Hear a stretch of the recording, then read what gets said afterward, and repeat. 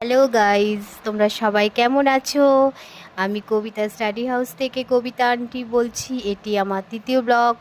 আমার ব্লগগুলো তোমাদের কেমন লাগছে তোমরা একটু জানাও। আজকে আমি আমার বাচ্চাদের কিভাবে পড়াবো সেটা তোমাদের বলবো।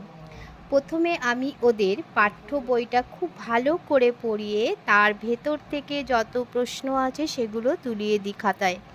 তারপরে আমি কোশ্চেন ব্রাঞ্চ থেকে প্রশ্ন তুলি। এছাড়াও আমি সবসময় রায়-মার্টিনটা বেশি ফলো করি। বাকি যা প্রশ্ন থাকে আমি ওদের রায়-মার্টিন থেকেই করিয়ে দিই।